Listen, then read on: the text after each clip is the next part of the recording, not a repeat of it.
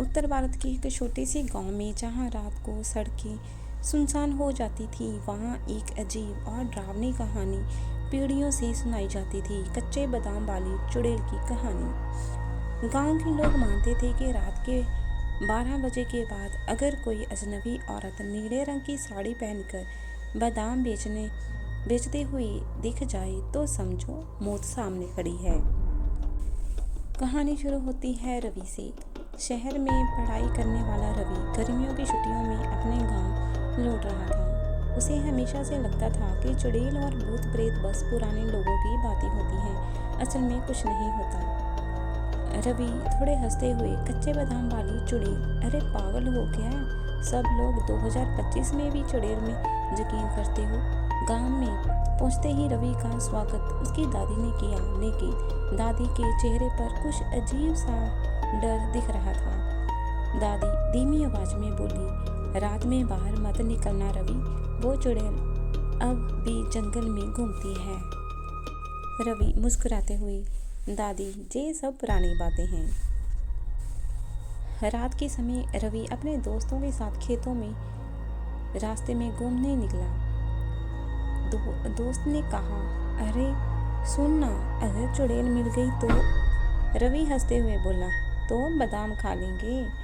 अचानक पीछे से खड़खड़ाहट की आवाज आती है। सब रुक जाते हैं। अंधेरे में दूर एक औरत खड़ी होती है। उसने नीली साड़ी पहनकर रखी है और हाथ में टोकरी में कुछ रखा हुआ है। औरत धीमी डरावनी आवाज में बोली, कच्चे बादाम लो, मीठे बादाम लो। दोस्त डर जाते हैं और भाग जाते हैं, लेकिन रवि ठहर जाता है। वह उसे ध्यान से देखने की कोशिश करता है, पर औरत का चेहरा देखने ही सिहर उठता है। उसका चेहरा हरा पड़ा हुआ है और आंखें लाल चमक रही हैं और दांत बाहर निकले हुए हैं। रवि घबराकर भागता है और घर पहुंचकर सांस लेता है। दादी गंभीर स्वर में बोली, मैंने तुझे मना किया था ना बेटा, वो कोई औरत नहीं, वो चुड़ैल है। रवि थोड़ा गुस्से से बोला, दादी ऐसा कुछ नहीं होता, आपने डराया है बचपन से सबको। दादी धीरे से कुर्सी पर बैठते हुए बोली, नहीं बेटा, वो सचमुच थी और है। 40 साल पहले इसी गांव में एक औरत बादाम बेचने आती थी। उसका नाम राधा था। वो बांझ थी और बच्चों से नफरत करती। एक दिन गांव के बच्चों के साथ कुछ ऐसा हुआ जिसने सबकी जिंदगी बदल दी। राधा बच्चों को बहला फुसलाकर जंगल में ले गई और वहाँ किसी को भी बच्चे नहीं मिले। बाद में बच्चों की लाश पेड़ पर लटकी मिली। गांव वालों ने उसे पकड़कर उसी पेड़ पर मार दिया, लेकिन मरते वक्त उसने कसम खाई थी कि हर अमावस की रात मैं वापस आऊंगी और हर साल एक बच्चा लेकर जाऊंगी। आज वही रात थी, अमावस की। पूरा गांव घरों में बंद था। बाहर हल्की हवा और अजीब सी सन्नाटा फैला हुआ था। रवि अपनी जिद में चलते हुए बाहर निकल पड़ा। उसके पास एक टॉर्च थी और वह सीधे जंगल की तरफ बढ़ गया। जंगल में वही नीली साड़ी वाली औरत दिखी। औरत धीरे से, कच्चे बादाम लो, मीठे बादाम लो। रवि डर तो गया पर पीछे नहीं हटा। वह औरत के पास गया और देखा कि उसकी टोकरी में बादाम नहीं बल्कि बच्चों के हाथ पैर थे। तेज डरावनी आवाज आई। रवि ने चारों ओर देखा तो पेड़ पर बहुत सारे बच्चे उल्टे लटके हुए थे। उनकी आंखें खुली थी लेकिन उनमें जान नहीं थी। राधा चुड़ैल की हंसी गूंज रही थी। चुड़ैल तेज आवाज में बोली, आज की रात तेरा नंबर है।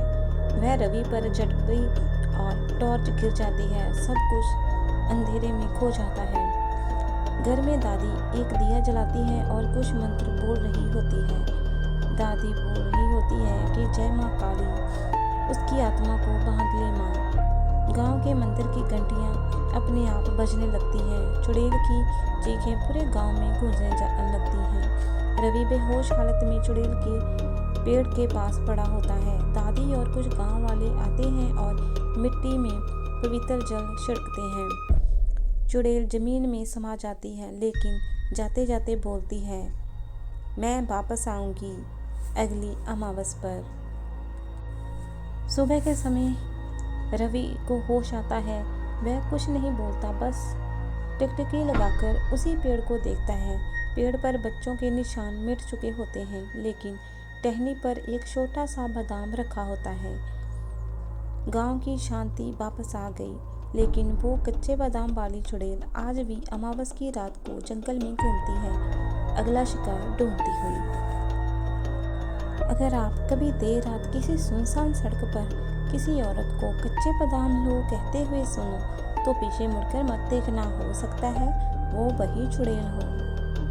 तो दोस्तों, आपको आज की कहानी कैसी लगी कमेंट करके ज़रूर बताइएगा और हमारे चैनल को लाइक, शेयर और सब्सक्राइब जरूर करिएगा। धन्यवाद।